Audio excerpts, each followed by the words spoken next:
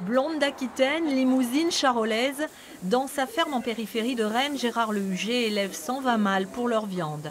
Une petite partie est destinée à la vente directe, le reste part en filière classique. C'est pas toujours simple, on est parfois très malmené. Je pense au cours des charolais qui étaient à 3,50 € cet été. L'important pour nous, les éleveurs de viande bovine, c'est d'avoir une connaissance de nos coûts de production et de bien les maîtriser. Bon, jusqu'ici ça tient, ça veut dire qu'on est dans le bon rail, on va dire. Alors pour cet éleveur, la levée de l'embargo chinois sur la viande bovine est une excellente nouvelle.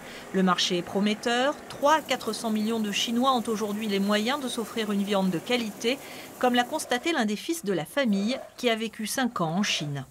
Dans un pays où les scandales alimentaires sont nombreux, les gens qui ont les moyens sont demandeurs aujourd'hui de cette qualité. Je pense que le consommateur chinois aujourd'hui a envie d'avoir cette histoire de traçabilité et cette histoire de finalement comment sont faits les produits, d'avoir ces garanties qu'il n'y a pas d'OGM, qu'il n'y a pas d'antibiotiques, voilà, toutes ces choses-là qui nous préoccupent aussi.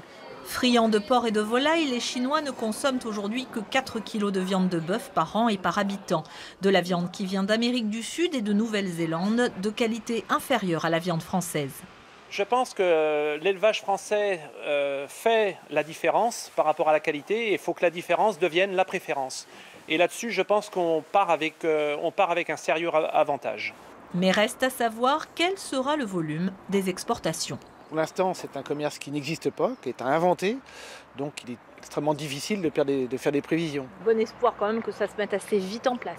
Oui, un bon espoir que ça se mette vite en place et que ça se traduise assez rapidement par des prix payés aux agriculteurs.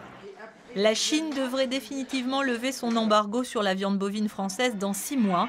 La Bretagne, 6e région de production, aura une belle carte à jouer.